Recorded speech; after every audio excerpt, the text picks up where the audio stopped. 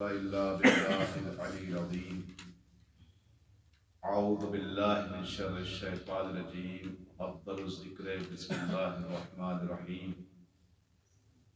الحمد لله رب العالمين والصلاة والسلام على أشرف الأنبياء والمرسلين مولانا ومولى الثقلين جد الحسن والحسين أبي القاسم محمد اللهم صل على محمد وآل محمد وعلى آل بيته الطيبين الطاهرين ولعنة الله على أعدائهم أجمعين من يومنا هذا إلى قيام يوم الدين. أما بعد فقد قال رسول الله صلى الله عليه وآله وسلم فاطمة أم أبيها. صلوات پڑھیں محمد والے محمد پر. اللهم صل على محمد وآل محمد.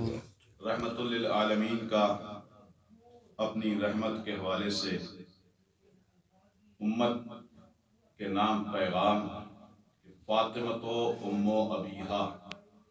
فاطمہ اپنے باپ کی ماں ہیں. ظاہراً کلام تو بہت مختصر ہے، لیکن اسی اختصار میں فضائل کے سمندر ٹھاٹھے مار رہے ہیں.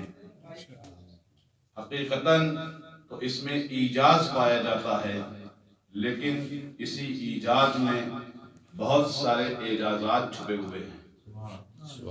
اس کی معنوی خوبصورتی اس کے لفظی جمال کے سانچے میں ڈھلی ہوئی ہے، اور رسول گرامی کا یہ قول، یہ ارشاد، اس کے الفاظ کے اندر چھپے ہوئے نورانی اور لطیف معانی کے جو مفاہیم ہیں اس کی حقیقت کو آشکار کر رہے ہیں. کیونکہ رسول کا کوئی بھی قول خواہشات نفسانی کی بنا پر نہیں ہوتا ہے. رسول کا کوئی بھی قول احساسات کی بنا پر نہیں ہوتا ہے. رسول کی کوئی بھی بات مروت و رواداری کی بنا پر نہیں ہوتی ہے. رسول کی کوئی بھی بات کسی بھی ضرورت کے تحت نہیں ہوتی ہے، بلکہ رسول جو بھی کلام کرتا ہے وہ وحی الہی کے حصار میں کرتا ہے. رسول جو بھی بات کہتا ہے وما ینطق عن الہویٰ کے حصار میں کہتا ہے. اگر ہم اس قاعدہ کلیہ کو مد نظر رکھیں تو ہمارے سامنے کائنات کی بہت ساری حقیقتیں آشکار ہو جائیں گی. ایک صلوات پڑھیں محمد والے محمد پر. اللهم صل على محمد وآل محمد. اب جب کہ رسول کوئی بھی بات محبت میں نہیں کہتا مگر یہ کہ وہ رضا الہی میں ہوتی ہے. رسول کوئی بھی کلام نہیں کرتا مگر یہ کہ اس میں وحی الہی ہوتی ہے. رسول کسی بھی چیز کا اظہار نہیں کرتا مگر یہ کہ جب تک وحی نازل نہ ہو جائے. یعنی رسول اگر محبت کسی سے ظاہر کر رہے ہیں تو وحی کے انتظار کے بعد کر رہے ہیں. رسول کسی سے غضب ظاہر کر رہے ہیں تو وحی کے اشارے کے بعد کر رہے ہیں. اب رسول اگر کسی کو ام الفتنہ کہہ رہے ہیں تو وحی کے بعد کہہ رہے ہیں. رسول کسی کو ام ابیہا کہہ رہے ہیں تو وہ اللہ کے ارشاد کے بعد کہہ رہے ہیں. ایک صلوات پڑھیں محمد والے محمد پر. اللهم صل على محمد وآل محمد. سبحان اللہ بھائی، ماشاءاللہ. یعنی جو بھی کلام رسول کا مجھ سے بہتر جانتے ہیں. آپ مسلسل خطبہ کو سن رہے ہیں، آپ ایام فاطمی چل رہے ہیں اور آج اختتام پر ہیں. مجھ سے بہترین خطبہ و ذاکرین کو سنا آپ نے. رسول کا یہ قول فاطمہ ام ابیہا اپنے آپ میں ایک عجیب کیفیت رکھتا ہے. انشاءاللہ آگے گفتگو ہوگی کہ ام کے کیا معنی ہیں اور کیوں رسول نے فاطمہ ام ابیہا کہا. انشاءاللہ جہاں تک کوشش ہو سکے گی بیان کیا جائے گا. رسول یہ بھی کہہ سکتے تھے ابنتی امی، کہ میری بیٹی میری ماں ہے. رسول یہ بھی کہہ سکتے تھے فاطمہ والدۃ والدہا، لیکن رسول نے کیا کہا؟ فاطمہ ام ابیہا. اگر ابنتی امی کہتے تو اس کلام میں ابہام رہ جاتا، شبہہ رہ جاتا. اور رسول کیونکہ سب سے فصیح اور سب سے بلیغ انسان ہے، اور فصیح و بلیغ انسان کبھی بھی کوئی ایسا کلام نہیں کرتا ہے جس کے اندر کوئی ابہام رہ جائے یا کوئی شبہ رہ جائے. سبحان اللہ. اگر ابنتی امی کہتے تو کچھ لوگ جنہوں نے رسول کی 4 بیٹیاں پیدا کر دی ہیں وہ کسی بھی بیٹی کی طرف اس قول کو منسوخ کر دیتے اور جو فضیلت شہزادی کی ہے اس فضیلت کو ادھر منتقل کر دیتے. لہذا اور یہ بھی ایک فساد میں سے کہ جب کسی کی افضلیت کو آشکار کرنا ہوتا ہے تو عام طور سے اس کے نام کو ظاہر کیا جاتا ہے, نام کو بیان کیا جاتا ہے تاکہ اس کی فضیلت آشکار رہے, لوگوں کے درمیان ابہام اور شبہ نہ رہے. اب کیونکہ یہ حدیث مشتمل ہے 3 کلمات پر, فاطمہ, و ابیہا. اب کیونکہ اس کی شروعات بابرکت اور پاکیزہ نام سے ہوئی ہے, یہ وہ نام ہے کہ اگر اس کے ذریعے سے دعائیں مانگی جائیں تو دعائیں مستجاب ہو جایا کرتی ہیں, اگر اس نام کا وسیلہ دیا جائے تو بلائیں مرتفع ہو جاتی ہیں, بلائیں پلٹ جاتی ہیں. کیا نام ہے یہ وہ نام ہے کہ جس کو خداوند عالم نے اپنے نام سے مشتق کیا. کیا ذوات مقدسہ ہیں کہ جن کے نام بھی خداوند عالم نے اپنے اسماء سے مشتق کیا. روایات پڑھتے رہتے ہیں آپ, کیا ہے روایات میں کہ میں نے پنجتن کے نام کو اپنے اسماء گرامی سے مشتق کیا. اے محمد میں نے آپ کا نام محمد رکھا کیونکہ میں محمود ہوں. اے علی میں نے آپ کا نام علی رکھا کیونکہ میں علی ہوں. میں نے فاطمہ کا نام فاطمہ رکھا کیونکہ میں فاطر ہوں. میں نے حسن کا نام حسن رکھا کیونکہ میں احسان ہوں. میں نے حسین کا نام حسین رکھا کیونکہ میں محسن ہوں. اتنی بابرکت ذوات مقدسہ ہیں کہ جن کے نام بھی خداوند عالم کے نام سے مشتق ہیں اور جن کا وجود بھی خداوند عالم کے وجود سے مشتق ہے. ایک صلوات پڑھیں محمد و آل محمد پر. اللہم صلی علی محمد و آل محمد. اتنی بابرکت ذات فاطمہ ام ابیہا. اب اگر اس کی تشریح دیکھی جائے تو علماء نے الگ الگ تشریحات اس کی ہیں. یہ ذوات مقدسہ وہ ہیں جن کے وسیلے سے کوئی بھی دعا رد نہیں ہوتی ہے, کوئی بھی بلا باقی نہیں رہتی ہے. کون ہے فاطمہ؟ فاطمہ یعنی اپنے کریم باپ کی کریمہ بیٹی. فاطمہ یعنی اپنے عظیم باپ کی عظیمہ بیٹی. فاطمہ یعنی اپنے شریف باپ کی شریفہ بیٹی. فاطمہ اپنے عالم باپ کی عالمہ بیٹی. فاطمہ اپنے معلم باپ کی معلمہ بیٹی. فاطمہ اپنے سخی باپ کی سخیہ بیٹی. فاطمہ اپنے سخی باپ کی سخیہ بیٹی. فاطمہ سید کائنات کی سیدہ کائنات بیٹی. پوری تاریخ انسانیت میں باپ اور بیٹی کے درمیان کہیں بھی یہ امتزاج تناسب نہیں دیکھا گیا سوائے 2 بیٹی اور 2 باپوں کے درمیان. ایک کو ام ابیہا کہا جاتا ہے, دوسرے کو زینب کہا جاتا ہے. ایک کو فاطمہ الزہرا کہا جاتا ہے, دوسری کو ثانیہ زہرا کہا جاتا ہے. صلوات پڑھیں محمد و آل محمد پر.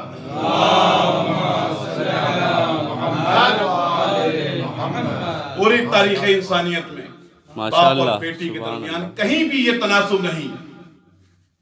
ایک نے اپنا کردار اتنا بلند کیا کہ اس کے باپ کو ام ابیہا کہنا پڑا, دوسری نے اپنے آپ کو ایسا کردار بنایا کہ اس کے باپ نے اس کو زینب کہا. ام کے لغت میں 2 معنی استعمال ہوتے ہیں.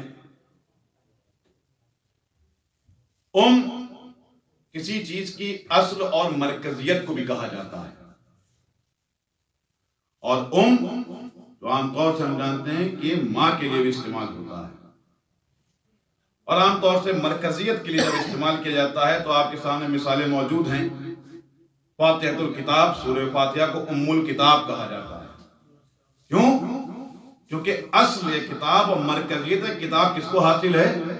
سورہ فاتحہ کو. ام القرآن مکہ معظمہ کو کہا جاتا ہے.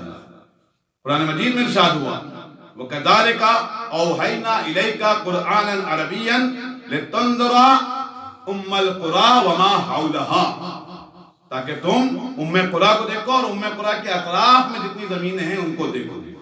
ام الراس, ام القوم, ام قبیلہ, یعنی یہ کس کے لیے استعمال کیا جاتا ہے؟ اصل جو ہوتا ہے اس کے لیے. ام القوم یعنی اصل قبیلہ جو ہوتا ہے. اس کے لیے ام القوم کہا جاتا ہے۔ ام الطرق یعنی تمام راستے جہاں پر آ کر ملتے ہیں اسے ام الطرق کہا جاتا ہے۔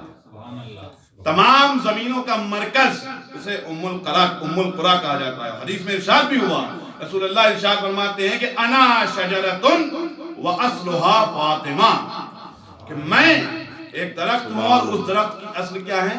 فاطمہ ہے۔ یعنی اصل اور مرکزیت کس کو حاصل ہے؟ فاطمہ کو حاصل ہے۔ مرکزیت کسے حاصل ہے؟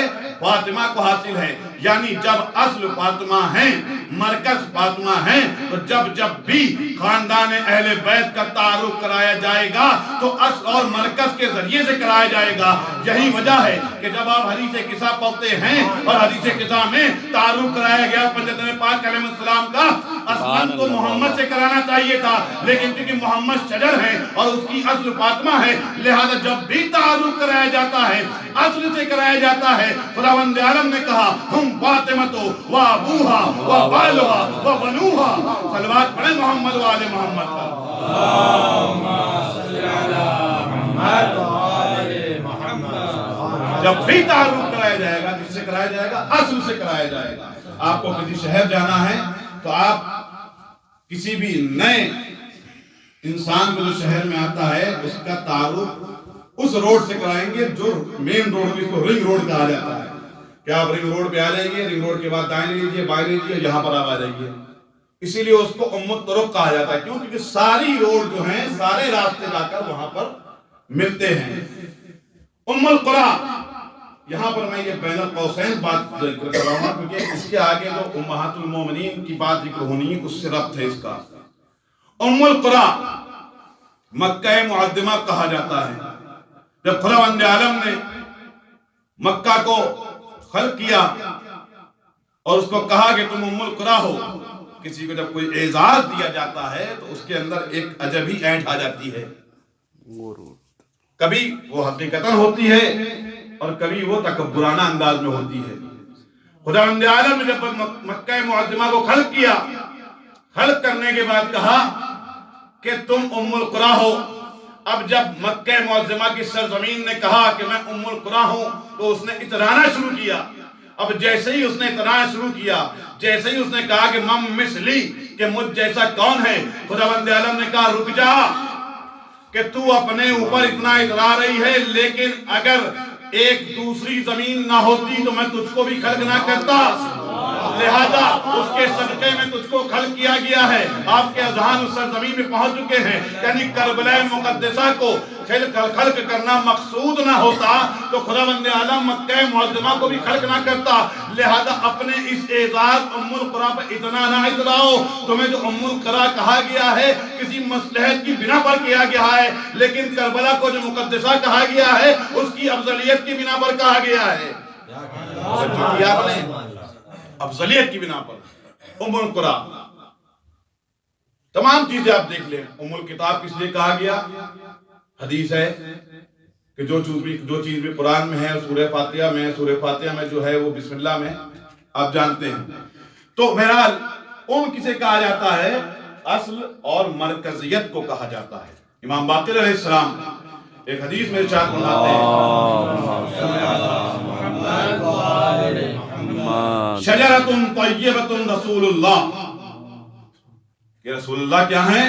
ایک شجرہ طیبہ ہے، فرعها علی، اس کی فرع کون ہے؟ علی ہیں، وعنصرها فاطمہ، اور اس کا عنصر کون ہے؟ فاطمہ ہے، وثمرها اولادها ومحبیها وشیعتها، سبحان اللہ۔ اور اس کا ثمر، اس کے پھل کون ہیں؟ ان کی اولاد ہیں، ان کے چاہنے والے ہیں، ان کے محب ہیں۔ عنصر کسے کہتے ہیں؟ یعنی جڑ کو عنصر کہا جاتا ہے۔ عنصر کی اہمیت کیا ہوتی ہے؟ اگر آپ جڑ کاٹ دیں گے، کتنا بھی طویل درخت ہو، سبحان کتنا اللہ، بھی ہرا بھرا درخت ہو، کتنا بھی ثمردار درخت ہو، اگر آپ نے اس کی جڑ کاٹ دی، ساری ہریالی اس کی برطرف ہو جائے گی، سارے پھل اس کے گر جائیں گے، پھل درخت جو ہے سبز و شاداب باقی نہیں رہے گا۔ اب آپ دیکھیں کہ اس چیز کے ذیل میں کہ فاطمہ الزہرا جو ہیں عنصر ہیں کس کے؟ شجرہ طیبہ کی۔ جڑ ہے کس کی؟ شجرہ طیبہ کی. یعنی اگر فاطمہ کو ہٹا لیا جائے تو نہ وہ شجرہ طیبہ باقی رہے گا، نہ اس کی فرا باقی رہے گی، نہ اس کے پھل باقی رہیں گے. لہذا اگر آپ کو شجرہ طیبہ کو باقی رکھنا ہے، آپ کو اس کی فرا کو باقی رکھنا ہے، میں دوسرے الفاظوں میں کہوں، اگر آپ کو محمد رسول اللہ باقی رکھنا ہے، آپ کو علی ولی اللہ باقی رکھنا ہے، آپ کو حسین شہید باقی رکھنا ہے، آپ کو زین العابدین باقی رکھنا ہے، آپ کو مہدی الزمان باقی رکھنا ہے، تو فاطمہ الزہرا کے ذکر کو باقی رکھنا ہوگا. جب تک فاطمہ الزہرا کا ذکر رہے گا، محمد رسول اللہ بھی رہے گا، علی ولی اللہ بھی رہے گا، حسین شہید اللہ بھی رہے گا. اللہ کرے محمد وآل محمد پر.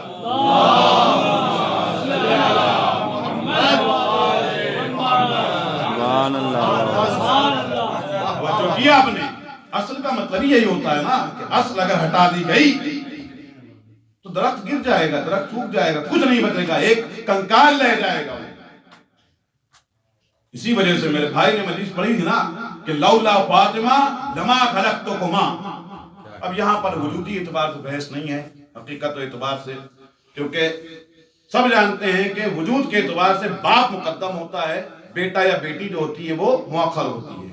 یہاں پر عظمت، رفعت، منزلت اور فضیلت کے اعتبار سے بات ہو رہی ہے.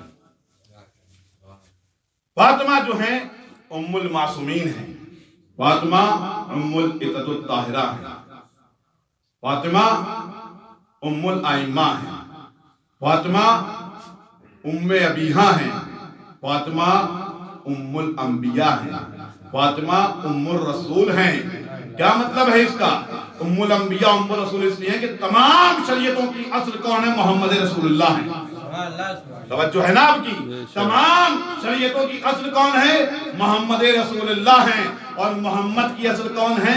فاطمہ ہیں. لہذا اگر تمام شریعتوں کی بقا محمد کے وجود کے اوپر منحصر ہے تو محمد کے وجود کی بقا فاطمہ کے وجود پر منحصر ہے. یہ صلوات پڑھے محمد وآل محمد پر.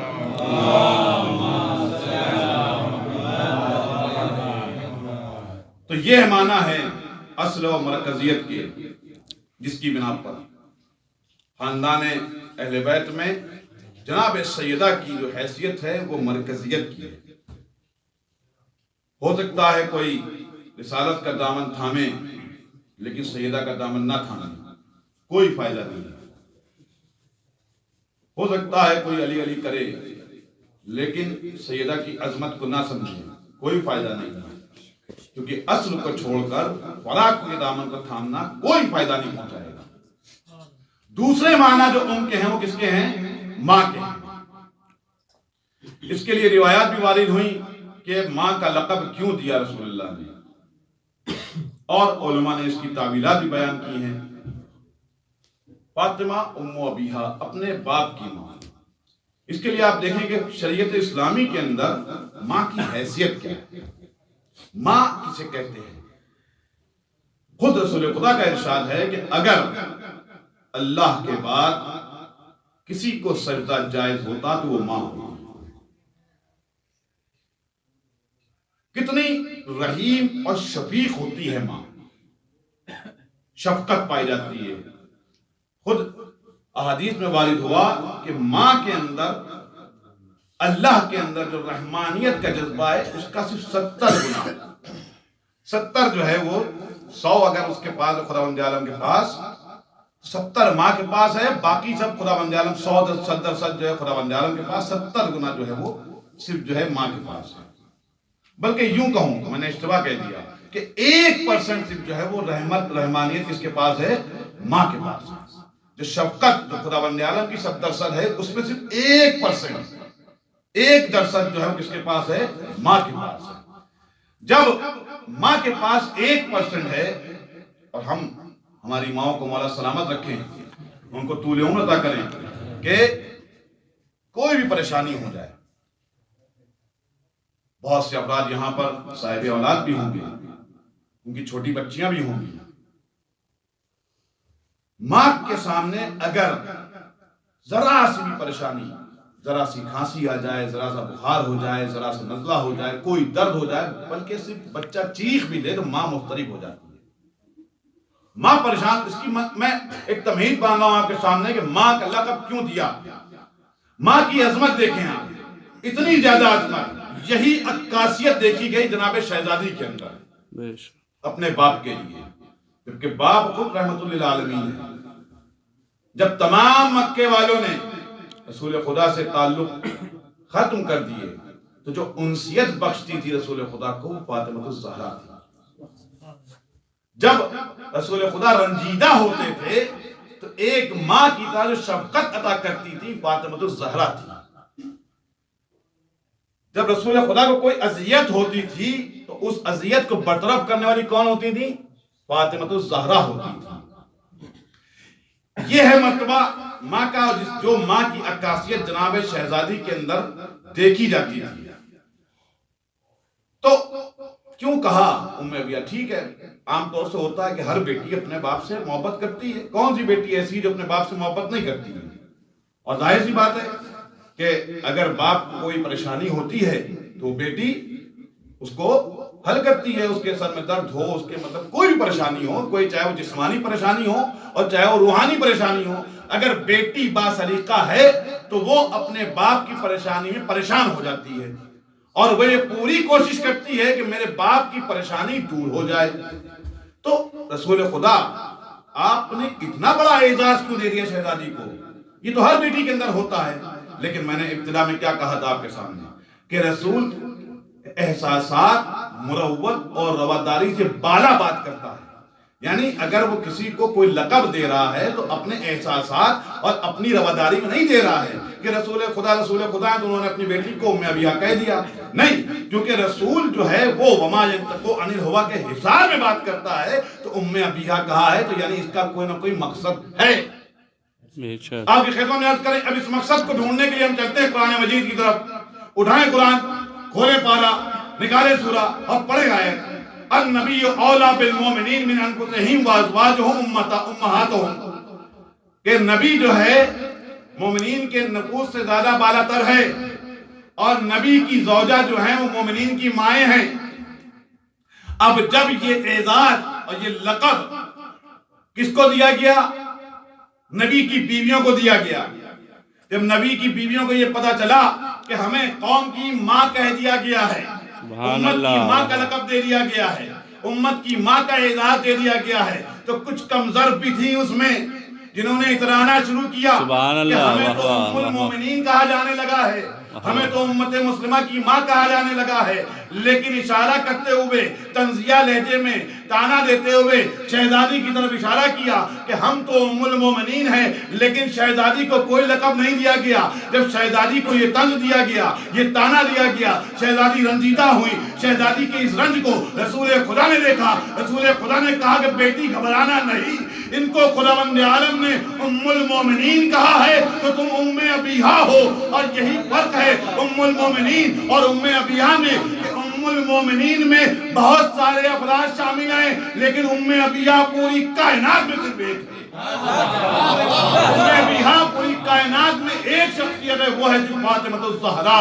ام المومنین میں کچھ ایسی بھی مل جائیں گی جو مومنین کے درمیان بھڑکانے کی کوشش کرتی ہیں، ام المومنین میں کچھ ایسی بھی مل جائیں گی جو آ کر جنگ کرتی ہیں مومنین سے، ام المومنین میں کچھ ایسی مل جائیں گی جو اپنے شوہر کو اذیت دیتی ہیں، لیکن یہ ام ابیہ ہے جو اس اذیت کو برطرف کرنے کے لیے ماں کی شفقت دکھاتی ہے۔ ایک صلوات پڑھیں محمد والے محمد۔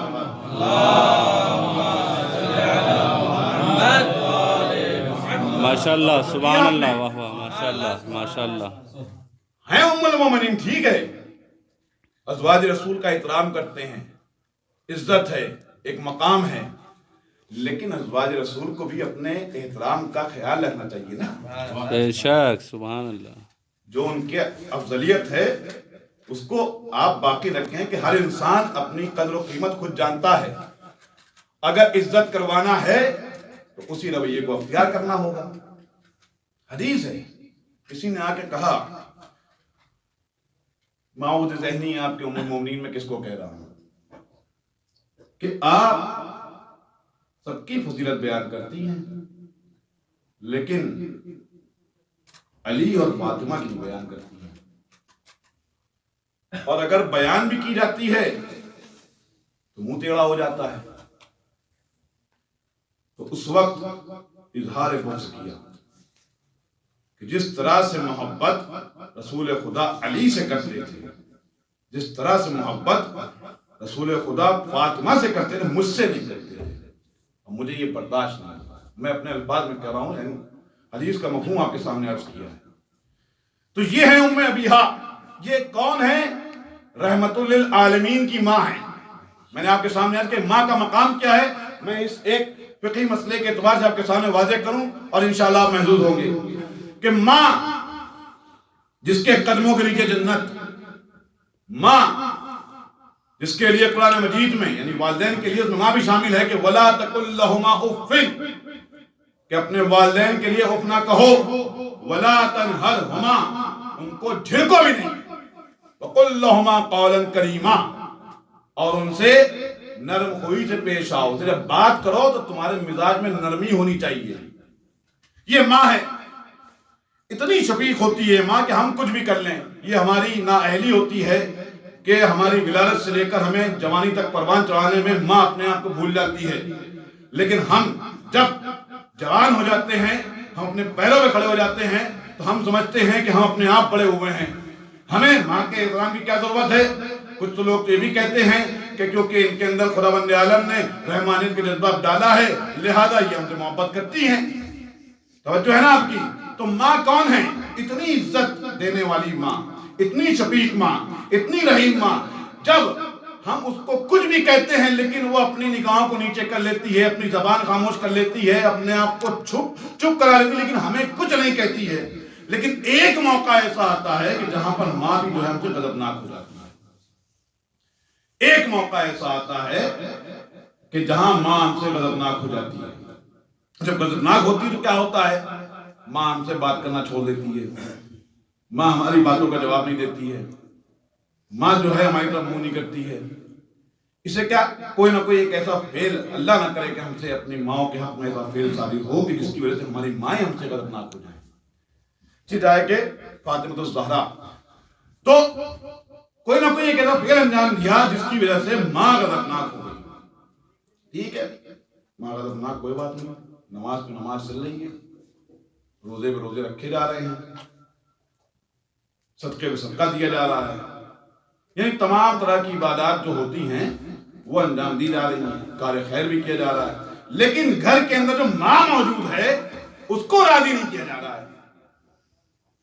اب آپ آ جائیں، صرف فقہ جعفریہ نہیں، امت مسلمہ کے اندر جتنی بھی فقہ پائی جاتی ہیں، تمام مکتب فکر سے پوچھ لیجئے کہ ماں ناراض ہو اور نماز پڑھتے رہیں تو کیا قابل قبول ہے؟ ماں ناراض ہو اور روزہ رکھتے رہیں کیا قابل قبول ہے؟ ماں ناراض ہو ہم کار خیر کرتے رہیں قابل قبول ہے؟ ماں ناراض ہو ہم صدقہ دیتے رہیں قابل قبول ہے؟ ماں ناراض ہو اور ہم تمام طرح کا دوسرے کار خیر پر انجام دیتے رہیں کیا قابل قبول ہے؟ تمام مکاتب فکر کے علماء فقہا ایک زبان ہو کر یہ جواب دیں گے کہ جب تک تمہاری ماں تم سے راضی نہیں ہو جائے گی تمہارے کوئی بھی اعمال قابل قبول نہیں ہوں گے، تمہارا کوئی بھی عمل قابل قبول نہیں ہوگا۔ توجہ کی عزیزان محترم، یہ ہماری عام مائیں ہیں جن کے اندر خداوند عالم نے اپنی رحمانیت کا صرف ایک مرحلہ رکھا ہے، جو ہم سے ناراض ہو جاتی ہے، ہم سے منہ پھیر لیتی ہے، ہم سے بات نہیں کرتی ہے تو ہمارے سارے اعمال ہمارے منہ پر مار دیے جاتے ہیں۔ تو وہ شہزادی جو خداوند عالم کی رحمانیت کا سراپا مظہر ہو، وہ شہزادی جو معصومہ ہو، وہ شہزادی جو اپنے باپ کی ماں ہو، اگر وہ کسی سے ناراض ہو جائے، اگر وہ کسی سے منہ پھیر لے، اگر وہ کسی کے سلام کا جواب نہ دے تو اس کا آخرت میں کیا حشر ہوگا مجھے نہیں معلوم۔ صلوات پڑھے محمد و آل محمد۔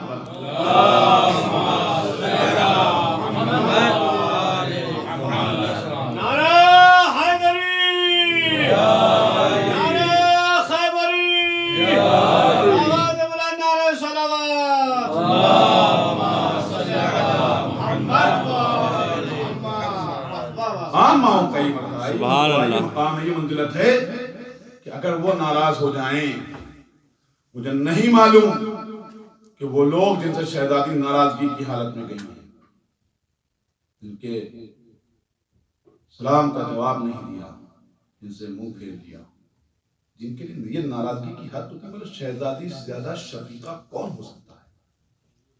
جو اپنے شفیق باپ کی بیٹی ہو اس سے زیادہ شفیق کون ہو سکتا ہے؟ جز ہے نا. تو جو شفقت کا مرتبہ رسول کے پاس ہے وہی شفقت کا مرتبہ شہزادی کے پاس ہے. کیوں کہا کہ ابو الحسن رات کی تنہائی میں غسل و کفن دینا، یہ ناراضگی تو ہے. ہاں عزیزوں، ام ابیہا کم اعزاز و لقب نہیں ہے.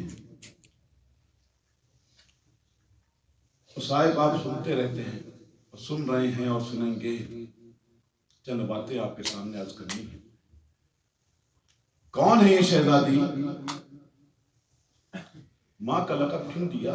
احترام کرتے تھے نا کہ جب بھی شہزادی آ جاتی تھی اپنی جگہ سے کھڑے ہو جایا کرتے تھے، شہزادی کو بوسہ دیا کرتے تھے، پیشانی کو چوما کرتے تھے، ہاتھ کو بوسہ دیا کرتے تھے اور اپنی جگہ پر بیٹھایا کرتے تھے. یہ وہ شہزادی ہے کہ جن کے احترام میں رسول کھڑے ہو جایا کرتے تھے، لیکن بعد رسول اسی شہزادی کو دربار میں کھڑا کر دیا گیا. ہاں وہ شہزادی جس کے احترام میں اس کا باپ کھڑا ہوتا تھا اسی کو دربار میں کھڑا کیا گیا.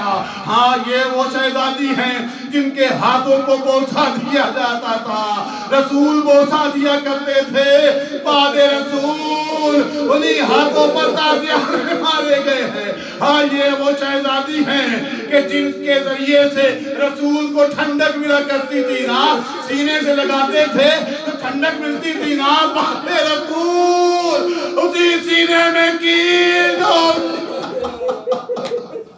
اللہ اکبر. آپ رونے کے لیے آمادہ ہو گئے ہیں. آج شہادت کی تاریخ ہے.